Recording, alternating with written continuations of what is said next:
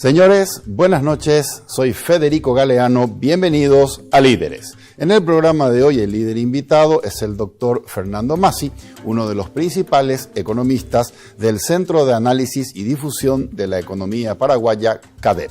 Con él vamos a hablar acerca de cuáles son las perspectivas económicas para nuestro país para el año 2021. Y también vamos a hablar acerca de cuáles son los desafíos de la economía paraguaya después de un ciclo de crecimiento sostenido y de reducción de la pobreza 2003-2018.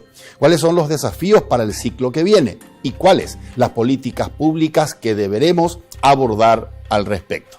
Como siempre, empezamos el programa agradeciendo a las marcas que nos auspician. Banco GNB, Caminamos Juntos desde 1920, Split Tokyo, el aire superior, con el Pacto de Confianza NGO, y Coexma SRL, creando ambientes corporativos desde 1998.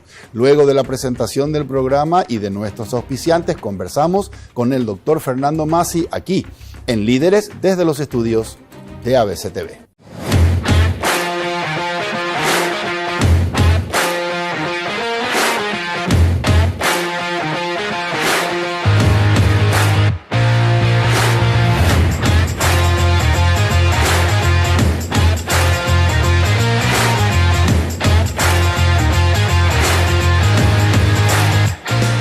Líderes es presentado por Banco GNB, Caminamos Juntos desde 1920.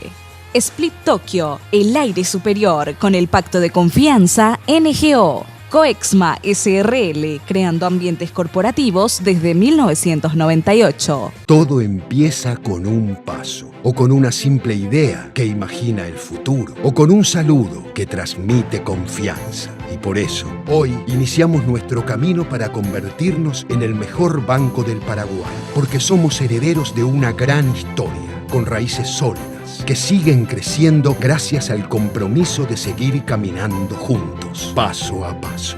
Banco GNB, caminamos juntos desde 1920. Este Split no viene del futuro, pero parece. Su poderoso motor de 4 velocidades lleva el aire más lejos con la función iClean, que elimina restos de agua del evaporador, y iFill para mayor confort. Frío en menos tiempo, aire más limpio. Algunos dirán que este Split tiene aires de superioridad, y tienen razón. Split Tokyo Extends, el aire superior.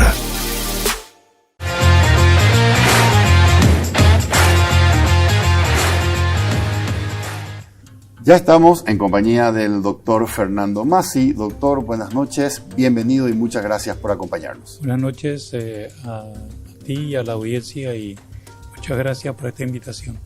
Doctor, quería preguntarle su opinión respecto a cómo pinta desde el punto de vista económico el año 2021. Los ciudadanos en general, los empresarios, ¿para qué tipo de año económico deberíamos estar preparados, teniendo en cuenta que todavía este año tiene una gran carga de incertidumbre? Sin embargo, le llamamos el año del rebote económico.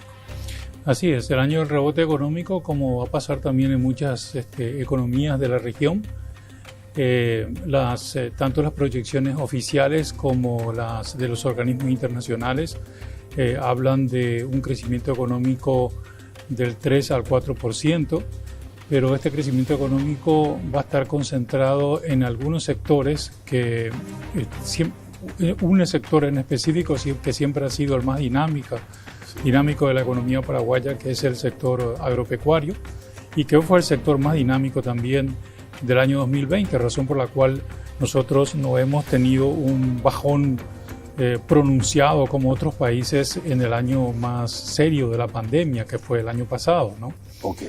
Entonces el sector agropecuario, que generalmente depende mucho del clima y de los precios internacionales y de su propia producción, de su propia productividad. Estamos hablando de los sectores que son competitivos en términos del mercado internacional y que son los que dinamizan todo ese todo ese sector que constituyen entre el 10 y el 12% del Producto Interno Bruto, pero que tienen ciertos efectos multiplicadores sobre otros sectores, dependiendo de la coyuntura. Algunas veces tiene menos efectos, otras veces tiene más efectos. El otro sector que también se dinamizó mucho el año pasado y que también, de acuerdo a las proyecciones, se está viendo que pasaría lo mismo este año, es el sector de la construcción, ¿no? Sin embargo, todavía tendremos un cierto rezago, digamos, en todo lo que constituye el sector terciario de la economía, ¿no? El sector terciario de la economía, que es de comercio y servicios en forma general, constituye entre el 47 y el 48% del Producto Interno Bruto, y es ahí donde más fuertemente ha afectado la pandemia, porque ahí hay que tener en cuenta dos cosas, ¿verdad? El sector de servicios, por ejemplo, servicios financieros, cuando la gente no está en actividad, no necesariamente acude a pedir préstamos, y otro tipo de servicios que se dan, y cuando la actividad económica no se mueve, estos servicios son afectados. El comercio también. Hay ciertos sectores del comercio mucho más afectados, como todos sabemos, que tiene que ver con la gastronomía, que tiene que ver con un servicio de turismo, hotelería, eventos, todo ese tipo de cosas. Pero también los otros servicios quedan afectados. Y aquí hay que tener en cuenta que en el sector, nuestra economía está muy basada en empresas de pequeño porte, y microempresas, ¿verdad? O en el propio autoempleo, ¿verdad? El famoso cuentapropismo que constituye, nosotros decimos que tenemos una economía informal que llega a tener entre el 40 y el 60% de la economía es informal, y una parte de esa economía es el autoempleo, es el cuentapropismo, y constituye un 30% del sector informal. Y ese sector informal que tiene ese peso, digamos, en la economía, se concentra mucho en la parte de servicios y comercio, no precisamente en la parte de manufactura. Exacto, claro, exactamente. Entonces, está muy afectado, y va a depender de cómo continúa la pandemia. Los entendidos en salud de la Organización Mundial de la Salud opinan sobre América Latina y cualquier región, en que, si bien la vacunación va a ser un proceso que va a ayudar a reducir la propagación del virus, sin embargo, se cree de que durante todo dependerá que el virus desaparezca, no solamente de la vacunación, sino de que las personas sigan haciendo las tres cosas que son la base de la pirámide, es decir, la protección bucal, el lavado de manos y el distanciamiento social. Es decir, no es que la vacuna, según la OMS, va a permitir nuevamente el rebaño, como se dice, ¿verdad? Volver a congregarse toda la gente. Eso no necesariamente va a permitir. Hay que seguir ayudando con estas tres actividades, o estas tres, conductas que se tienen que hacer, y si se hace eso en forma muy estricta, según los expertos de la OMS, vamos a poder salir recién de la pandemia a fines del año 2021. Si no, seguiremos en el año 2022. Y no es un problema solamente de un país, sino que es un problema, como uno está en el vecindario, digamos, todos los países que lo rodean, y como el vecindario hoy ya es global, porque, digamos, hace 100 años, cuando fue la última pandemia, casi nadie viajaba en avión, todo el mundo viajaba en barco, ¿verdad? Pero hoy tenemos todo este tipo de comunicación, y por lo tanto es el vecindario global. Entonces, la situación no es mágica, en el sentido de que la vacuna ya reduce la posibilidad del virus, ya podemos gregarizarnos como antes. Y entonces, dependiendo de los grados de comportamiento de la gente, también eso va a afectar a los diversos sectores de la economía. Correcto. Sí. Doctor, así como el coronavirus era o es un virus que discrimina porque golpea más a personas que tienen enfermedad base o a personas a partir de cierta edad, entiendo lo que usted me está diciendo, es que la crisis económica también ha discriminado, ha golpeado menos fuerte a las empresas medianas y grandes y ha golpeado más fuerte a ese sector informal de la economía que se compone de microempresas, muy pequeñas empresas o los cuentapropistas. Sí. Entonces, 2021 pinta mejor para aquellas empresas medianas, grandes, que han sido menos afectadas, que tienen espalda financiera por la crisis. Pero va a ser un año más difícil, va a ser un año de aguante para los cuentapropistas y las pequeñas empresas. Claro. Y generalmente cuando hay este tipo de problemas como de la pandemia, el sector menos afectado es siempre el campo, ¿verdad? Pero ahí en el campo tenemos que distinguir los que tienen también espalda financiera y una mayor productividad, que son nuestros complejos sojeros y cárnicos fundamentalmente. Bueno, también el maíz, el arroz, digamos, todo lo que significa la agricultura más tecnificada. Porque en el campo no se necesita, no hay congregación de personas, ¿verdad? Entonces es simplemente con las maquinarias y ya con un tipo de productividad determinado. Entonces eso no queda afectado, porque lo único que puede afectar el campo no es una enfermedad o una pandemia, sino que el clima o los precios internacionales, ¿verdad? Exacto. Ahora, con la pequeña agricultura, quizás digamos que tampoco la pandemia debería afecta mucho a la agricultura pequeña como al cuentapropismo, o el sector informal, porque el cuentapropismo y el sector informal es más urbano, ¿sí? Y lo que vimos nosotros el año pasado es que mucha gente de ese sector volvió a sus casas del interior, Muchas personas volvieron. Hay estadísticas que ya de la Dirección General de Estadística y Censo que están mostrando que hay una migración interna importante hacia el campo, porque uno de los problemas principales ha sido la alimentación.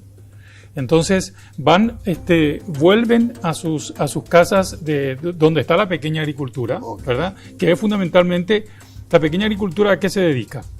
Fundamentalmente al autosustento. Exacto. Y a proveer al mercado local de alimentos, ¿verdad? La pequeña agricultura, hay pequeña agricultura de renta, por supuesto, como el sésamo, el algodón está muy disminuido, y también la agricultura de las verduras y de las frutas, que es una agricultura de renta porque se vende al mercado local y en algunos casos también se exporta, ¿verdad? Pero fundamentalmente es ese tipo de alimentación que precisan las personas y que ante la pandemia escaseó a nivel urbano, sobre todo con la gente de menor, y que hizo que se vuelva una migración importante hacia el campo, hacia la pequeña agricultura.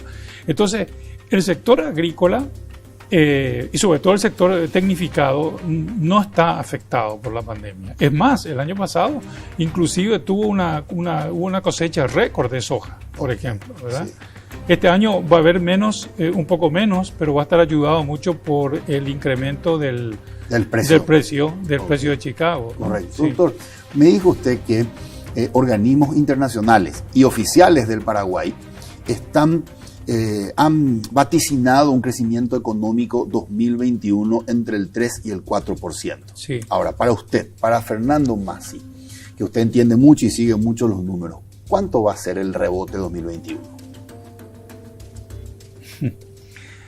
Bueno, uno puede poner cierto tipo de margen, digamos, tanto un margen inferior como un margen superior. Y yo diría que me parecería que lo mínimo tendría que ser un 3%, ¿verdad? Okay. Y quizás lo máximo incluso podría ser un poquito más del 4%, ¿no? Sí, es decir, el rango máximo, digamos. Vamos. Correcto.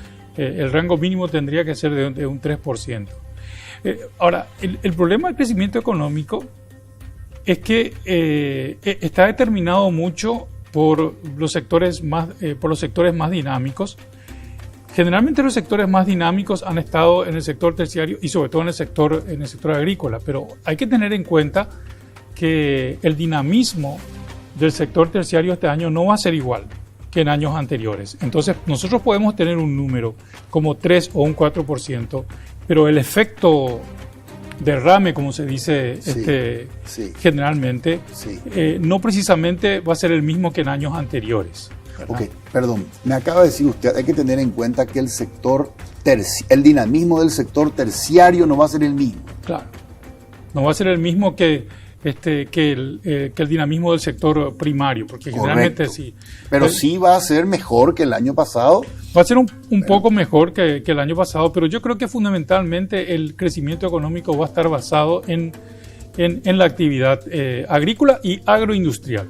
Okay. Agroindustrial, porque es una cadena, ¿no? Cierto. Entonces, nosotros tenemos el caso de los frigoríficos, ¿verdad? Tenemos el caso de las aceiteras, sí. Tenemos el caso de las arroceras, ¿verdad? Entonces, el sector industrial que siempre es más dinámico y que constituye prácticamente la mitad o más de la mitad de todo el sector manufacturero es el sector agroindustrial. Correcto. Ahora, doctor, dígame lo siguiente para que yo pueda entender qué es lo que pasó en enero 2021 con la recaudación de la Subsecretaría de Estado de Tributación. El año pasado tuvimos un primer bimestre, después se fue todo al mazo a partir de marzo, ¿verdad? Sí. Pero nuestro primer bimestre fue muy bueno, enero-febrero 2020. Sí.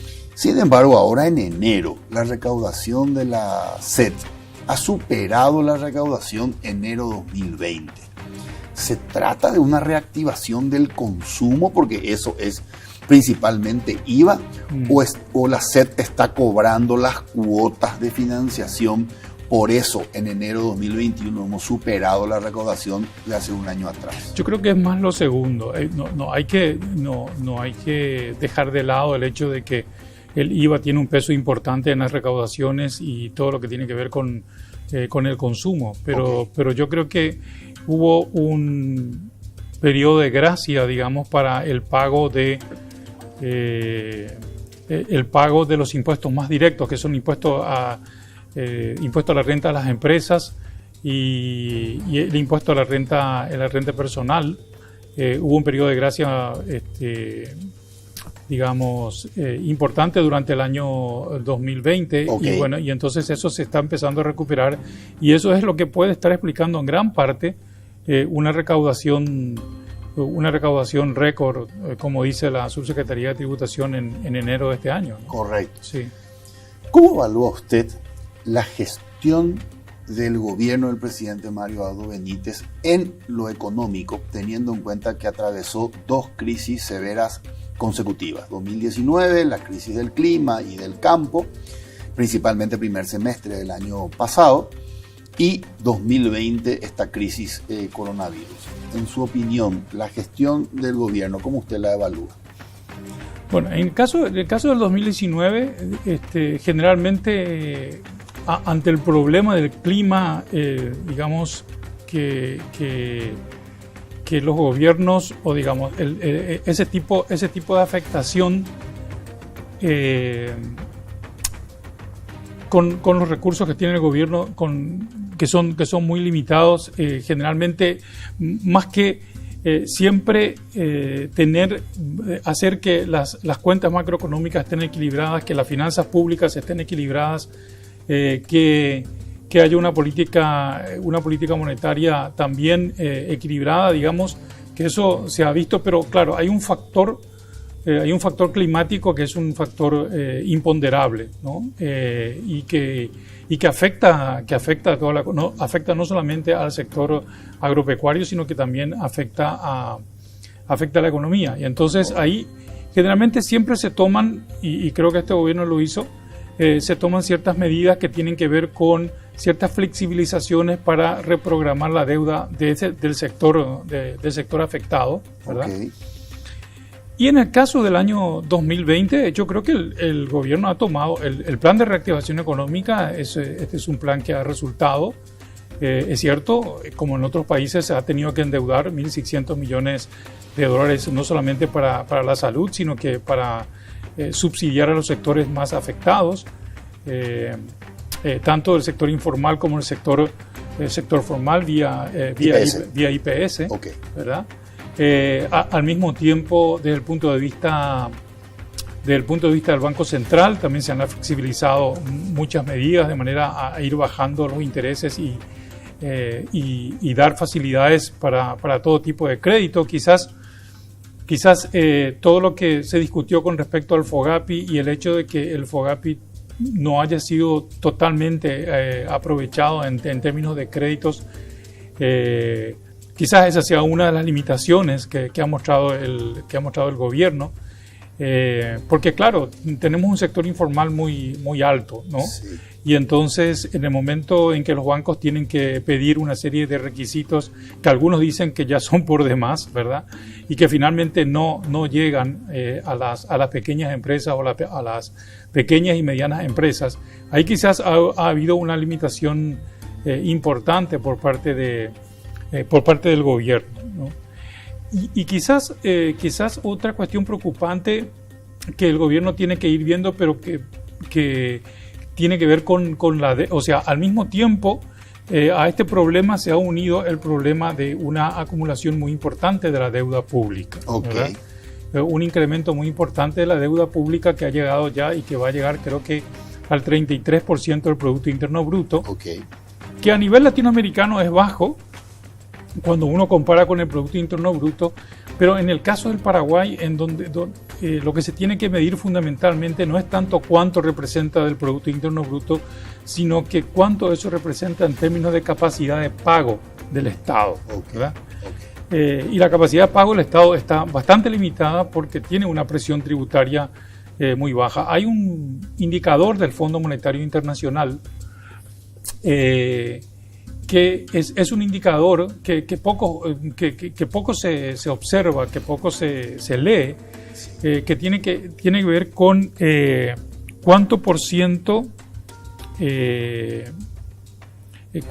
digamos, la relación que existe entre el saldo de la deuda y la presión, es decir, la presión tributaria del país, que mide la capacidad de pago, ¿verdad?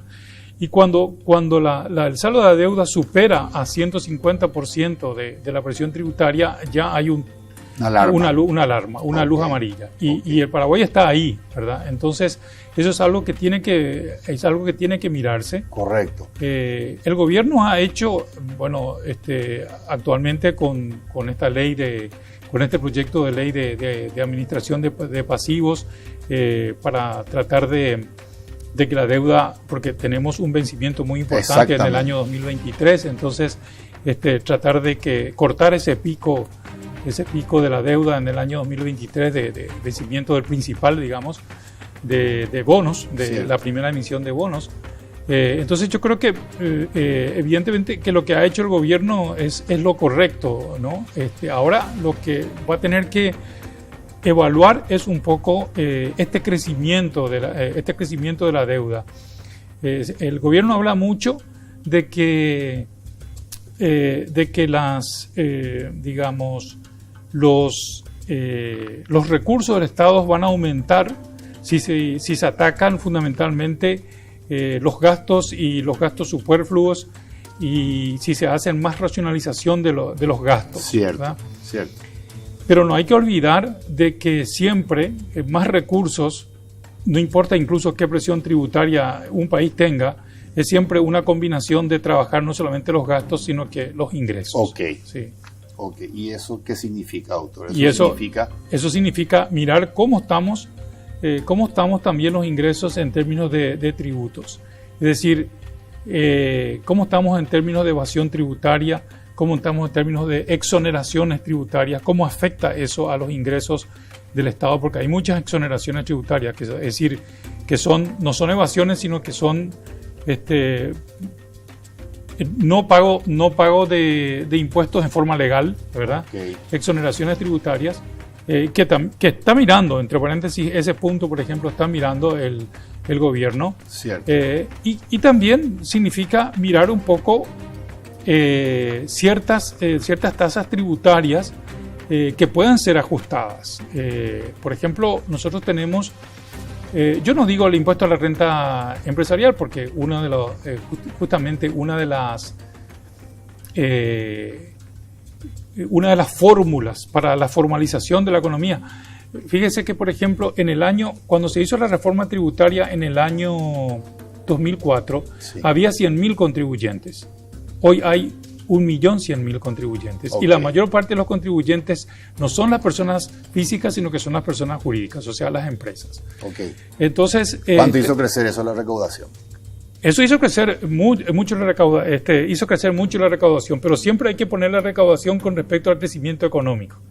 Y ahí es donde, en esa relación es en donde, por más que haya crecido mucho la recaudación, sí, digamos, el crecimiento económico ha crecido mucho. El crecimiento económico ha sido mucho mayor. Y pero la presión nunca superó el 10%. Claro, no superó el 10%, pero el problema es que, por eso digo, lo del impuesto a la renta empresarial del 10% está bien, pero el impuesto a la renta personal, tener un 10% como tope, si uno mira cómo se hacen en casi todos los países del mundo, ese 10% no tiene mucho sentido porque evidentemente los que están teniendo mucho no están pagando. Correcto. Lo que tienen que hacer. Por ejemplo, ese tipo de ajuste. Correcto.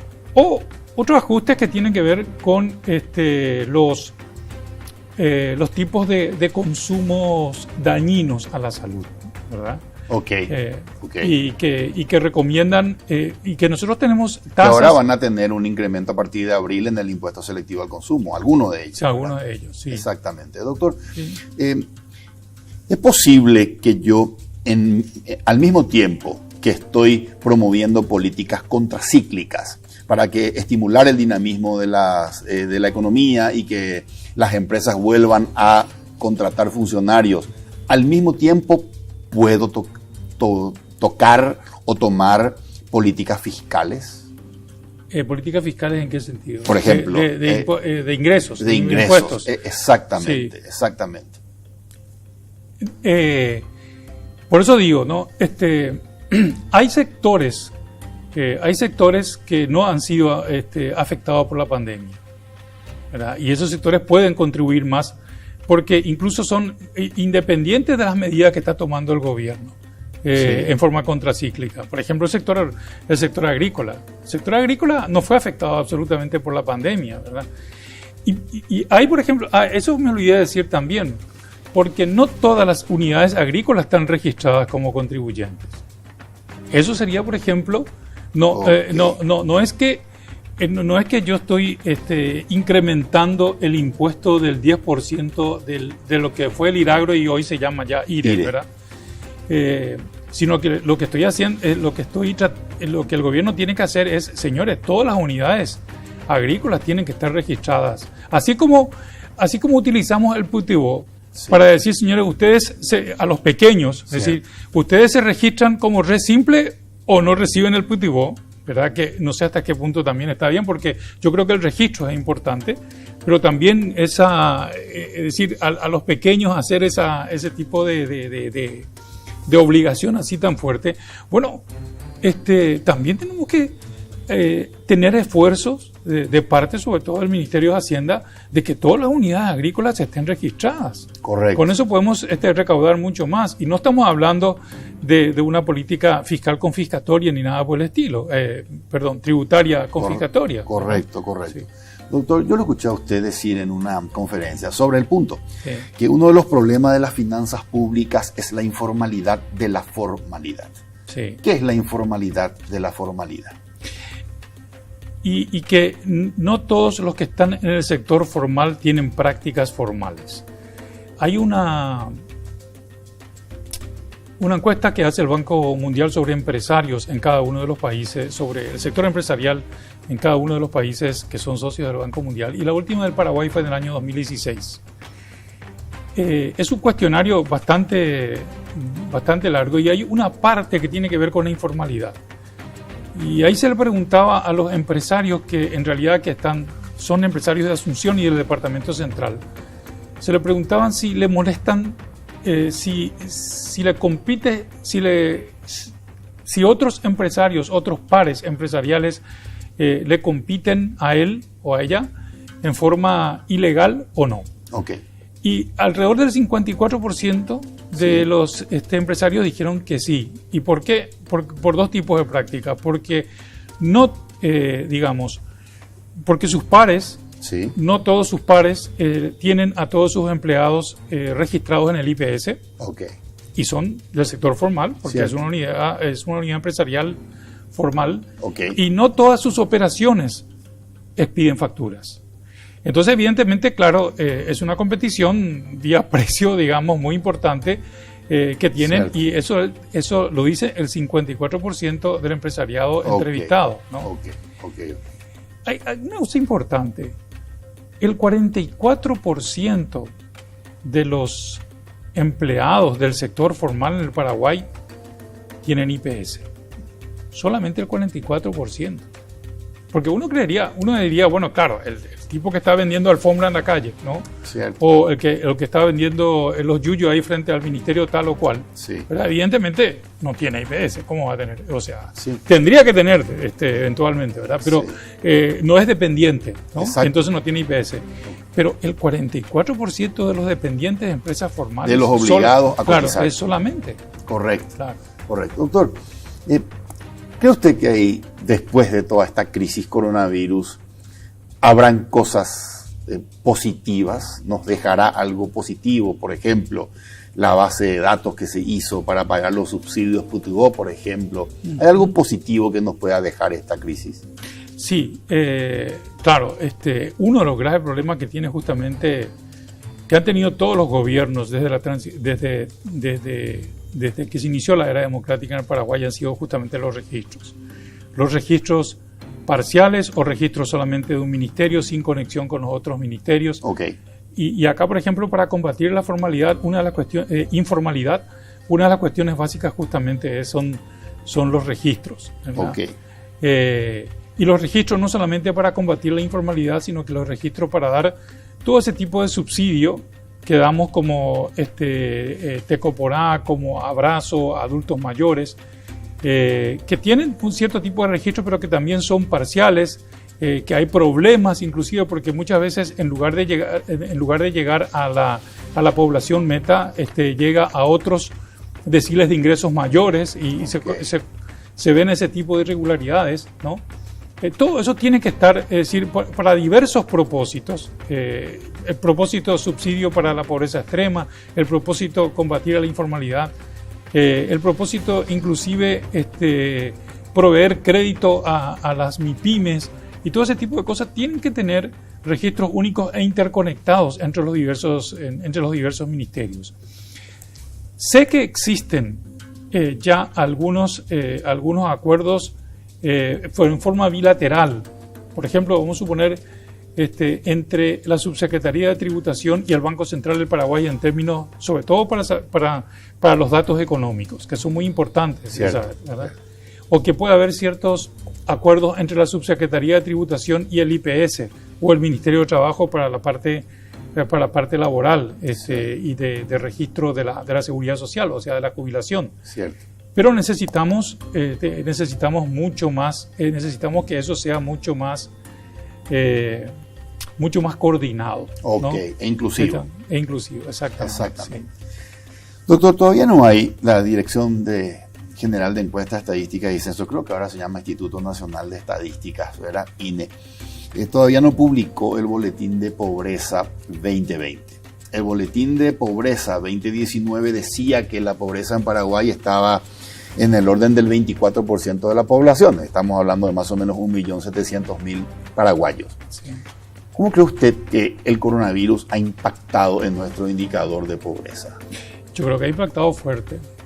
Sí, ha impactado fuerte porque, primero, la pobreza, ¿cómo se mide la pobreza en todos nuestros países? Por ingreso. Por ingreso. ¿Verdad? Entonces hay un ingreso mínimo debajo del cual se considera que hay pobreza y por encima de esa línea no, ¿verdad? Okay. Entonces, los ingresos, o sea, la encuesta que se tuvo que hacer, la encuesta de hogar que se tuvo que hacer en el año 2020 tiene que reflejar esa reducción muy fuerte de ingresos que ha habido y que por lo tanto mucha gente tuvo que haber caído por debajo de la línea de la pobreza. Okay. ¿Y en cuánto cree usted que estaríamos? ¿Entre el 27 y el 30? ¿Cuánto pudo haber subido nuestro...? Es posible que mínimamente estemos entre el 27 y el 30, ¿verdad? Okay. Si no es un poco más, pero digamos que sí. Sí, no, porque es una cuestión coyuntural muy... una cuestión, bueno, sí, la pandemia es una cuestión muy fuerte. Y luego, por ejemplo, una cuestión que se habla mucho hoy y que se notó evidentemente con la pandemia, que tiene que ver con la salud, pero que tiene que ver con el bolsillo de las personas, sí, es de que siempre se ha hablado de que cuando uno va a la salud pública, fíjese por ejemplo esto, solamente el 7 u 8% de la población tiene seguro privado, ¿verdad? El 19 o 20% tiene seguro de salud del IPS y el resto, 70%, tiene el Ministerio de Salud, que aumentó en cobertura, pero no todo lo suficiente. Entonces, incluso cuando hoy uno va a un hospital privado, siempre hay una parte que tiene que pagar por demás en cualquier intervención quirúrgica, en cualquier tipo de análisis sofisticado, digamos, de salud, lo que se llama el gasto de bolsillo. La pandemia hizo crecer mucho más el gasto de bolsillo. Okay. Por ejemplo, tenemos episodios como que ocurrió hace poco de este señor el taxista, que se acercó. Sí. Ese tipo de cosas es muy corriente, ¿verdad?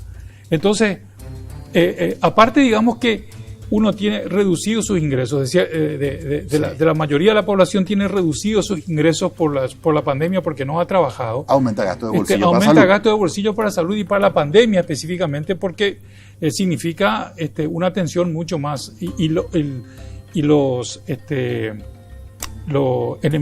digamos, la cobertura que hace el Ministerio de Salud es una cobertura en la cual hay cierto tipo de medicamentos básicos o de insumos básicos que debieran ser cubiertos con los recursos del Ministerio de Salud y que no se cubren. No digamos ya aquellos que la pandemia demandó y que evidentemente son mucho más sofisticados, pero otras cuestiones muy básicas, como demostraba también un médico hace poco con un ejemplo, porque tenía a su padre en un hospital público, sí, y que tuvo que pagar algo así como 42 millones de guaraníes. Sí. Y dentro de esos 42 millones de guaraníes, él decía, como médico que sabía, que existían ciertos medicamentos e insumos básicos que él no debía de haber pagado, porque esos sí eran de recursos públicos del Ministerio de Salud. Correcto. Entonces, fíjese, aparte de haberse reducido el ingreso de las personas que tuvieron que auxiliar a los familiares con el COVID, lo que significó ese gasto de bolsillo que siempre tuvieron, la suba de ese gasto de bolsillo.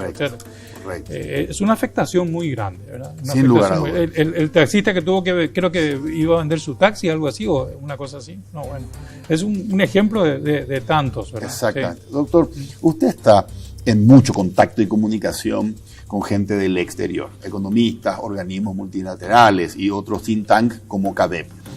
Si de afuera le preguntan, ¿cuál es la tasa de pobreza del Paraguay? ¿Qué le responde usted? ¿Le responde el indicador, el registro oficial, según el cual es el 24%?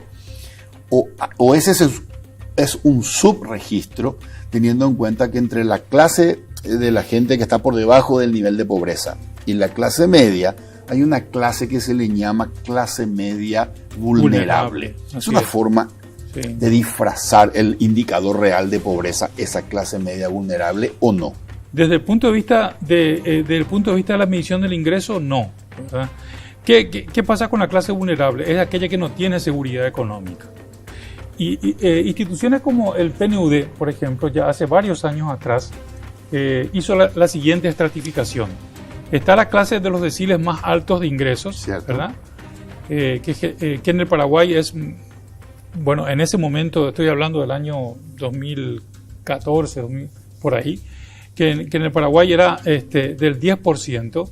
Luego está la clase media con seguridad económica, okay, que en el Paraguay estaba en ese momento alrededor del 25%, estamos hablando de un 35%.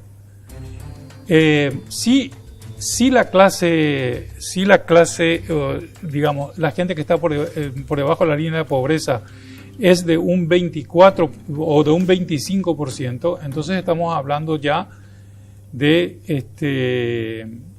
un 60%. Entonces, esa clase media que fue emergiendo con el boom de los commodities en toda América Latina, ¿verdad?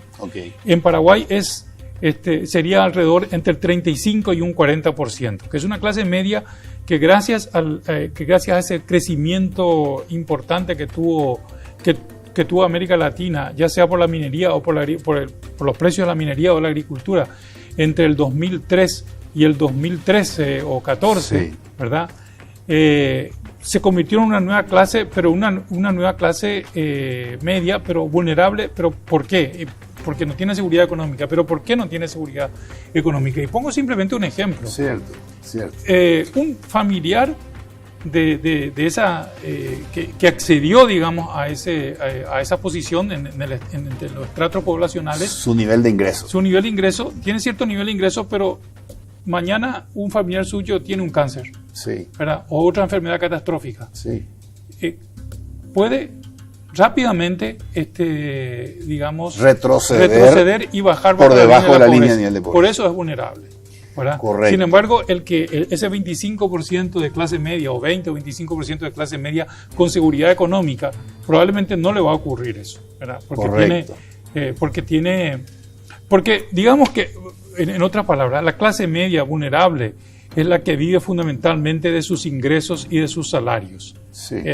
Sin embargo, la clase media con seguridad económica y la clase alta tiene otro tipo de ingresos, tiene otros activos. Tiene patrimonio. Tiene patrimonio y tiene mucho más activo de lo que puede tener la vulnerable. ¿Verdad? Ok, perfecto. Quiere decir que entonces, volviendo a la pregunta que le hice, si alguien de afuera le pregunta cuál es el nivel de pobreza de Paraguay en este momento, usted le diría la oficial, el 24 o 25%. Exacto, sí. Correcto. Sí. Y la clase media vulnerable no es una manera de disfrazar la pobreza, es gente que cruzó la línea, sí, pero que es muy vulnerable, ya que sus ingresos, si bajan sus ingresos o tiene un gasto, por ejemplo, en salud, sí, automáticamente está de nuevo, sí, por debajo de los niveles de pobreza. Doctor, quiero que pensemos un poco ahora acerca del futuro económico de nuestro país. Luego de un ciclo económico, no sé si llamarle de prosperidad, o por lo menos le podemos llamar de estabilidad macroeconómica, de crecimiento del PIB y de reducción de la pobreza. Esas tres características ha tenido el periodo 2003-2018. ¿verdad? Estabilidad macro, crecimiento del PIB y reducción de la pobreza. Luego de ese ciclo económico, ¿qué viene a futuro? Todos los ciclos económicos de crecimiento dinámico obligatoriamente son seguidos de ciclos de crecimiento lento, o puede haber ciclo de crecimiento dinámico seguido de otro ciclo de crecimiento dinámico, porque estamos saliendo de un ciclo o de periodo de crecimiento dinámico, y el próximo, que empezó en el año 2018, ¿cómo va a ser? A ver, nosotros nuestra economía empezó a enlentecerse como otras economías latinoamericanas a partir de 2013-2014. Nosotros ya hemos crecido. Es cierto que hemos sido uno de los países que más ha crecido en este momento que se inició en el 2013-2014, que fue un momento de un ciclo ya de tasas reducidas de crecimiento, y que estuvimos bien comparativamente a otros países, ¿no? Porque tuvimos más o menos un promedio entre 3,5 y 4%, digamos, hasta el 2018. No fue el del 5% de esa década. Correcto. De prosperidad. 2003-2014. Sí, claro, exactamente, 2003-2014. Entonces, ahora, cada país tiene que ver un poco qué significa ese crecimiento vis-a-vis el modelo económico que tiene, ¿verdad? Primero, el crecimiento económico inclusive de un 4% es suficiente para terminar con la pobreza y la vulnerabilidad en el Paraguay. Es suficiente para que haya más oportunidades de empleo y para que crezca crezca el mercado interno, porque mientras tenemos mucha pobreza, si tenemos un cuarto de la población pobre y otro más en vulnerable, evidentemente que el mercado interno no está fuerte, y a lo que una economía, si bien es cierto que nuestra economía es pequeña, pero sí, no podemos esperarnos tampoco el lujo de tener un 50% del mercado, de la capacidad de compra de la gente disminuida. Correcto. ¿Verdad? Siempre se ha hablado de la diversificación de la economía, incluso no solamente de la diversificación más allá de la agricultura, incluso dentro de la propia agricultura.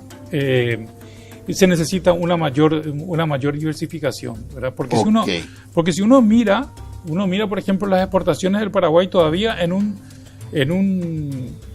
68 a 70% de los productos de exportación agrícola del Paraguay agropecuarios, está monopolizado, digamos así, por la soja y la carne, ¿verdad?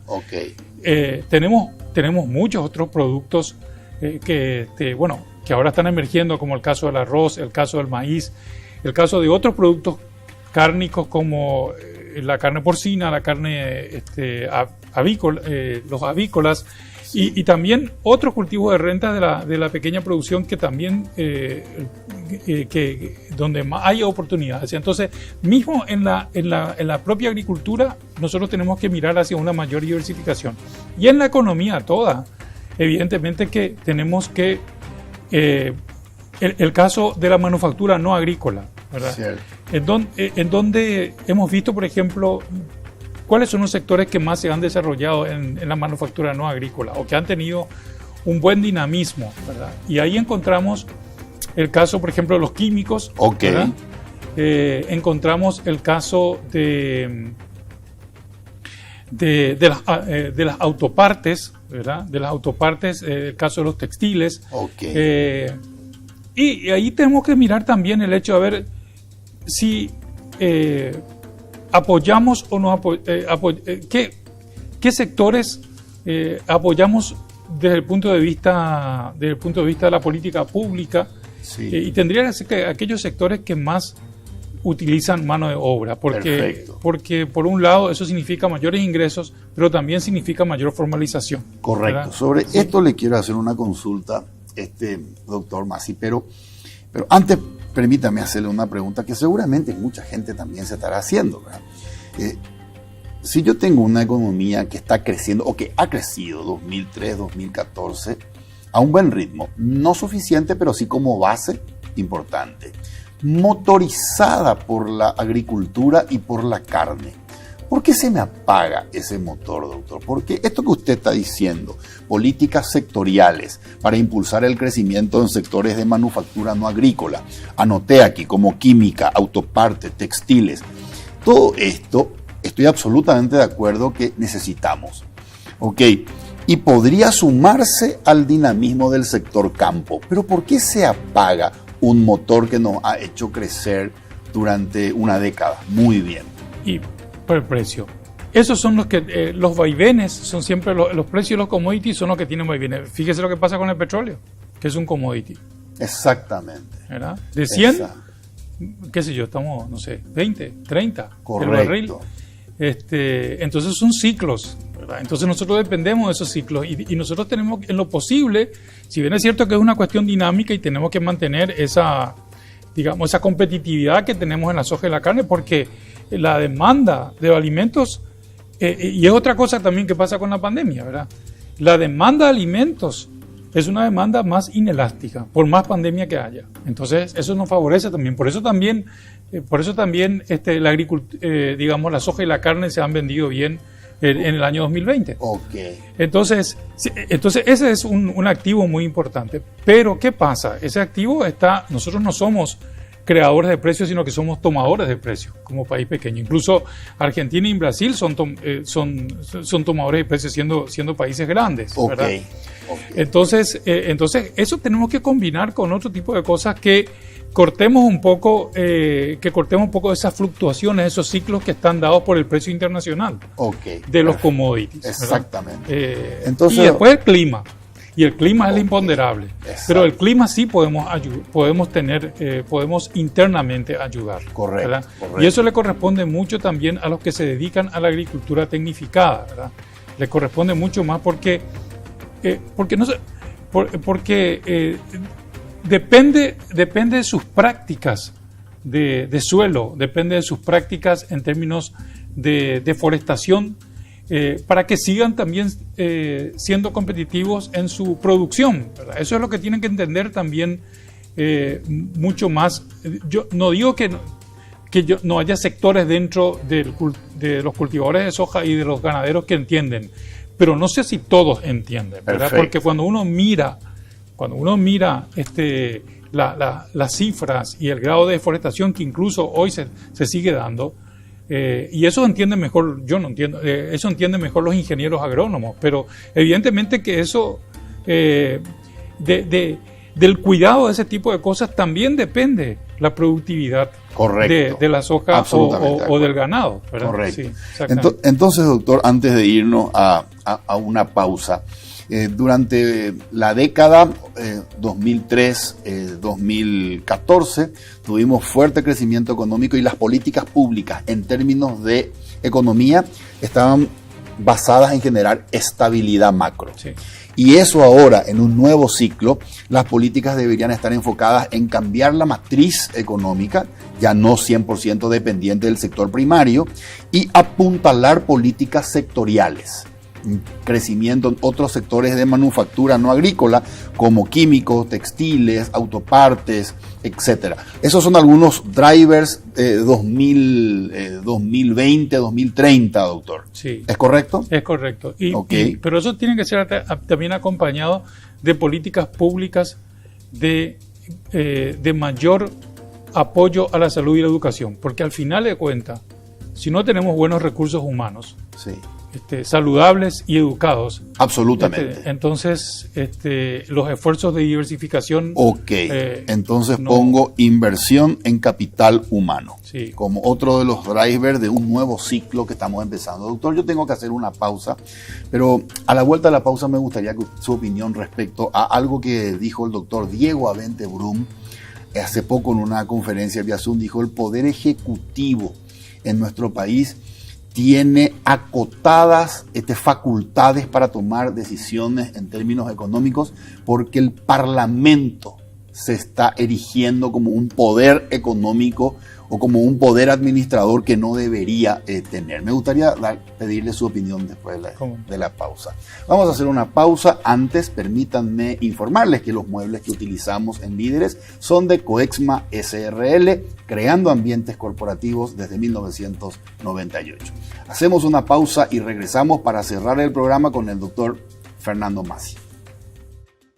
Todo empieza con un paso, o con una simple idea que imagina el futuro, o con un saludo que transmite confianza. Y por eso, hoy iniciamos nuestro camino para convertirnos en el mejor banco del Paraguay, porque somos herederos de una gran historia, con raíces sólidas, que siguen creciendo gracias al compromiso de seguir caminando juntos, paso a paso. Banco GNB. Caminamos juntos desde 1920. Este split no viene del futuro, pero parece.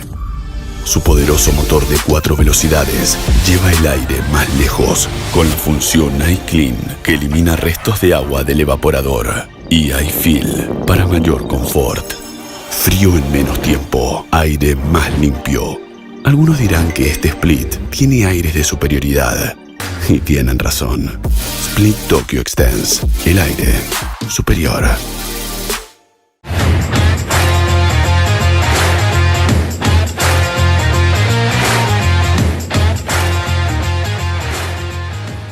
Seguimos en Líderes en compañía del doctor Fernando Massi. Doctor, quedó pendiente la pregunta respecto a si el poder legislativo y el poder judicial vienen a ser dos estados dentro del Estado que le quitan al poder ejecutivo esa prerrogativa de ser el administrador. Me estoy refiriendo a temas presupuestarios. Sí.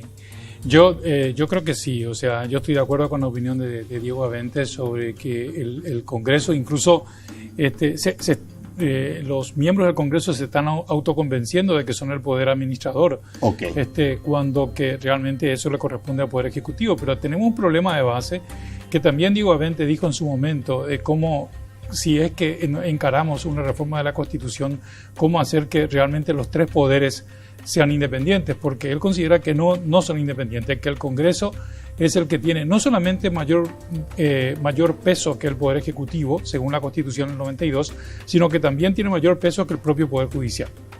Entonces, en términos presupuestarios, la Constitución le da esa prerrogativa y además le da otra prerrogativa que es que generalmente en las constituciones de otros países no existen, que el veto, cualquier veto del Poder Ejecutivo, vamos a suponer, ya estamos hablando de política económica, de término presupuesto, ¿no? Que cualquier veto del Poder Ejecutivo pueda levantarse con el 50% más uno. Correcto.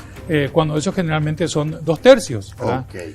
Entonces, evidentemente tiene un poder, no sé si decir discrecional, pero tiene un poder mayor el Parlamento. Inclusive, ha hecho el Parlamento hace como más de una década, no envía, y el Poder Judicial tampoco, siguiendo creo que el ejemplo del Parlamento, no envía su borrador de presupuesto al Ministerio de Hacienda. Correcto. Porque consideran que son poderes independientes, pero la administración del Estado, la administración del Estado le corresponde al Ministerio de Hacienda como cualquier parte, no importa eso, qué independencia tengan los otros poderes. O sea, no puede haber una prerrogativa de que yo no envío porque yo soy, es decir, que a mí nosotros aprobamos nuestro presupuesto tal cual está, sin ningún tipo de contralor de quiénes, del Ministerio de Hacienda, que debe ser el contralor de las finanzas públicas del Estado. Correcto. Entonces, sí, evidentemente que Diego Avente tiene razón en eso. Sí. ¿Qué está leyendo usted en este momento?